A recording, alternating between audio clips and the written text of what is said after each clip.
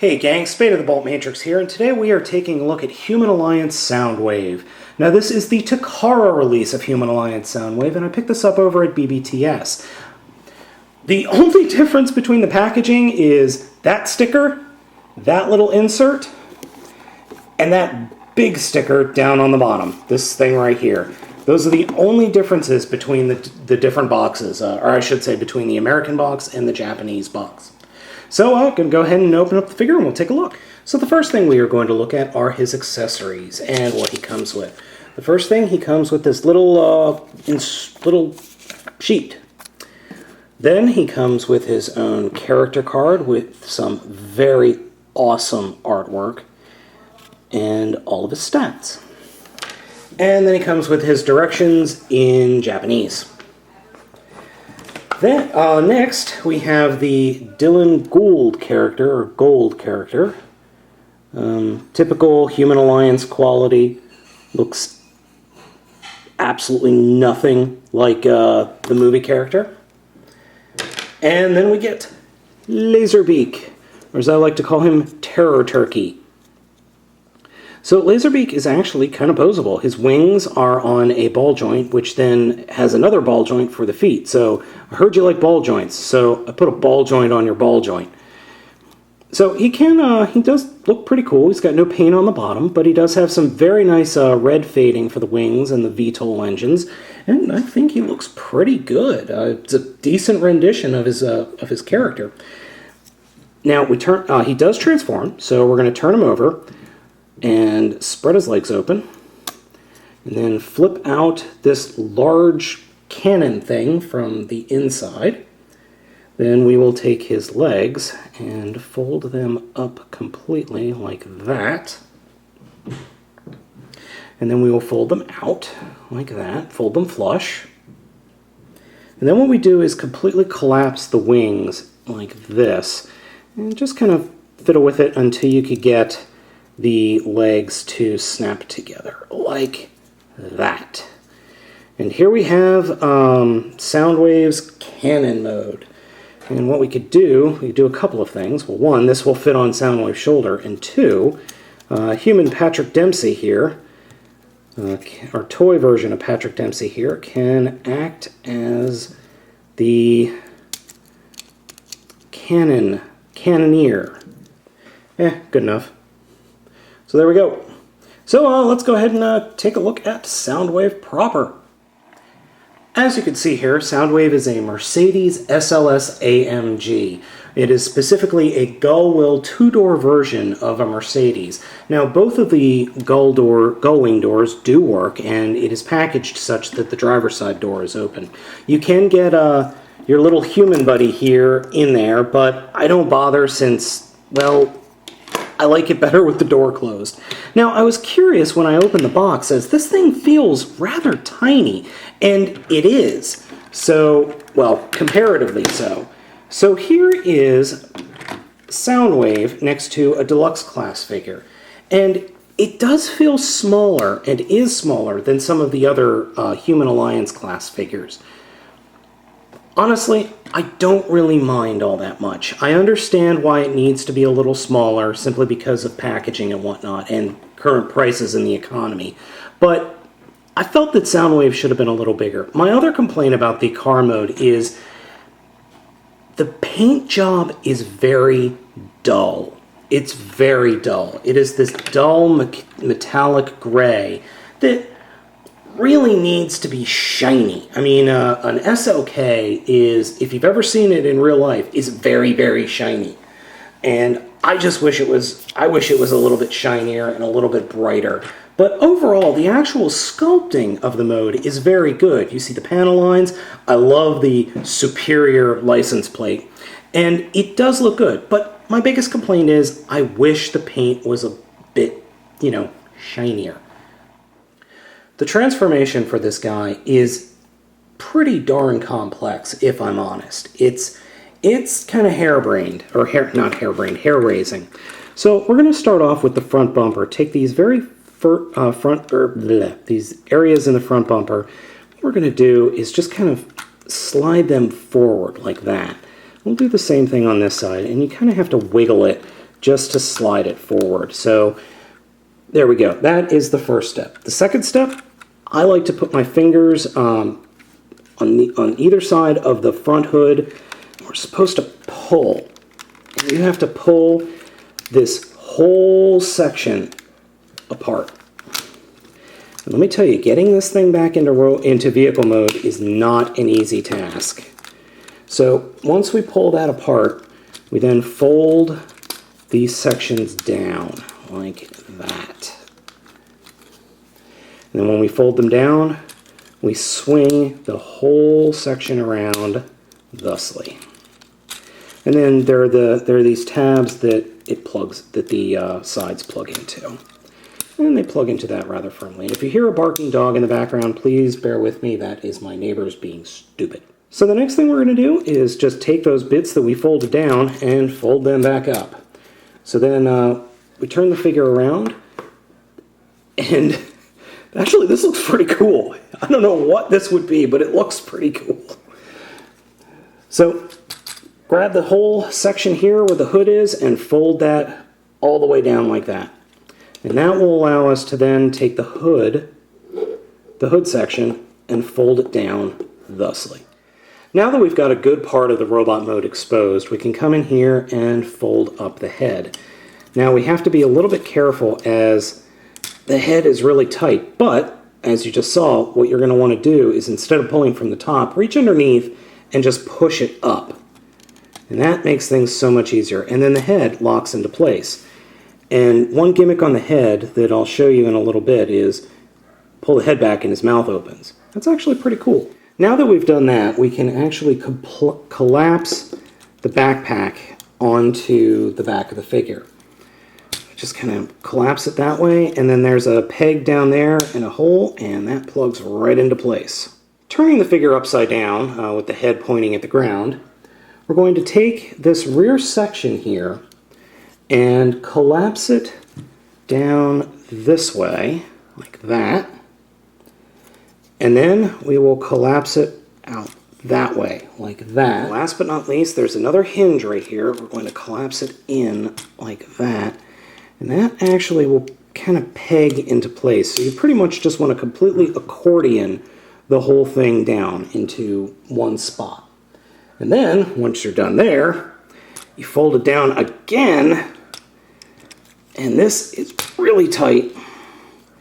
When you do that, you want to snap it into place, actually into the cavity where the bottom of the head structure was. So then we end up with something like this. And I swear this is an enemy out of a first-person shooter this way. Actually, you know what? It kind of looks like one of the Covenant leaders. Weird. Next, we're going to fold what will be the arms down and out of the way, and that will allow us to split the the legs apart, and this is the rear of the car. And then when we do that, we can then unfold the entirety of the legs like that.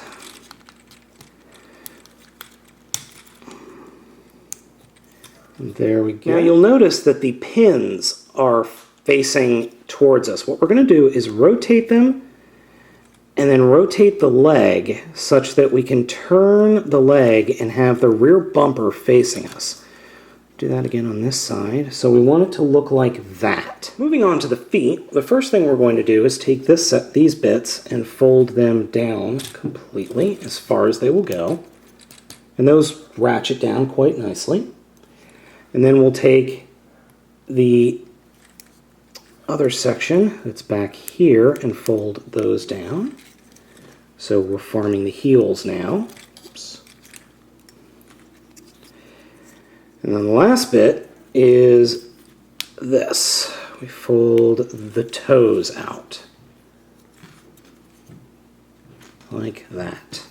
And there we have the legs formed up. Next, for the arms, we're going to fold them up like that.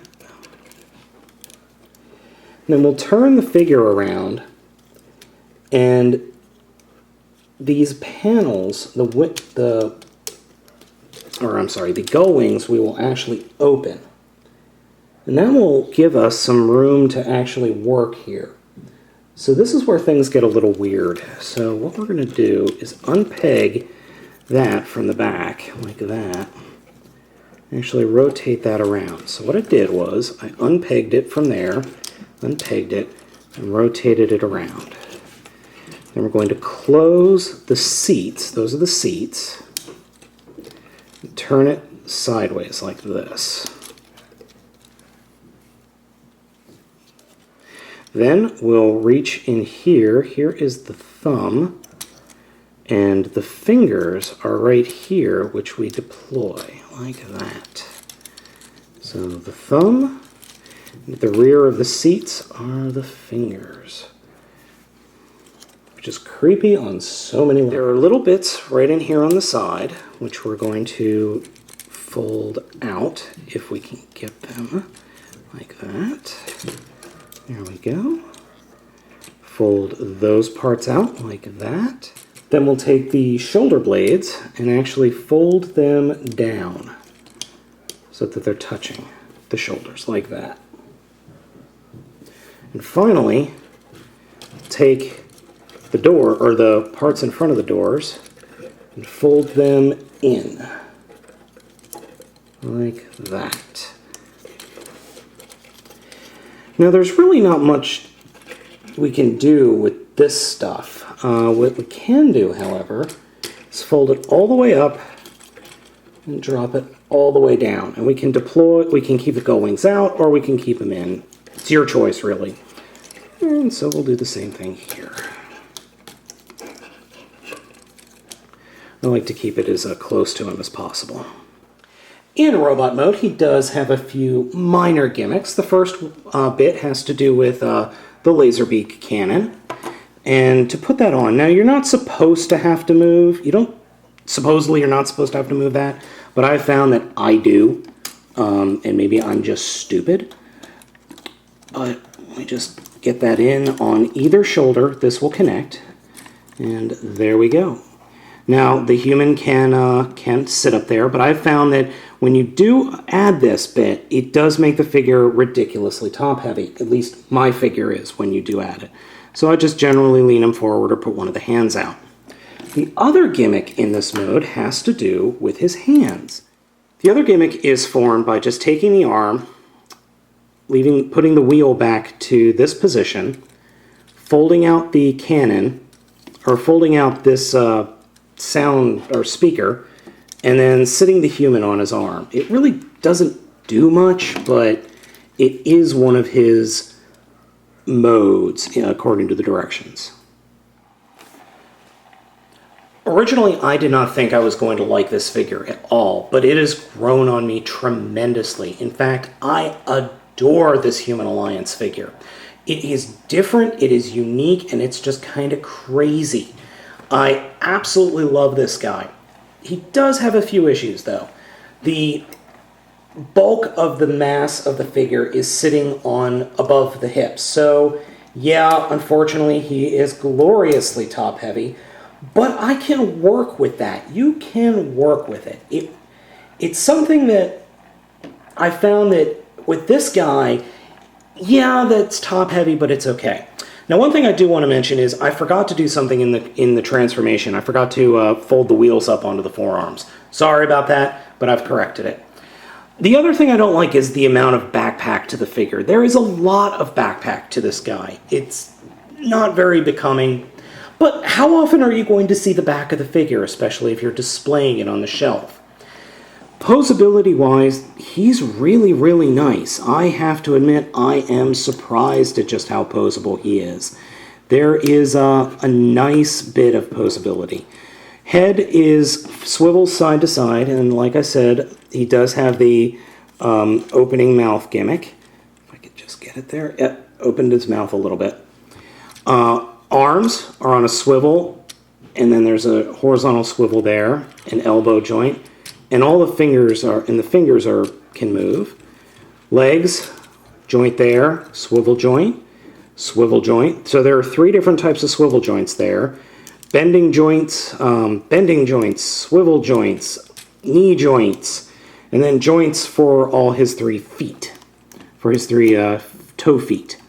So you can actually get some decent poses out of this guy. Though you do have to be careful because he only has 3 toes for feet, not actual feet. That does prove a challenge at times. And the other issue I have is he does seem to pop in and outs, or things tend to flop around a bit up top. But otherwise, this is a great figure. I am really legitimately surprised. I did not think that this guy was going to be as cool as he is.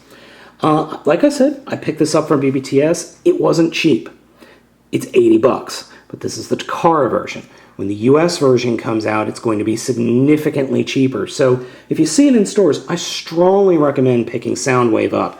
The Soundwave Human Alliance figure is a great figure. It's just a lot of fun. It looks good in both modes. It has an interesting transformation, and it's well worth being in your collection.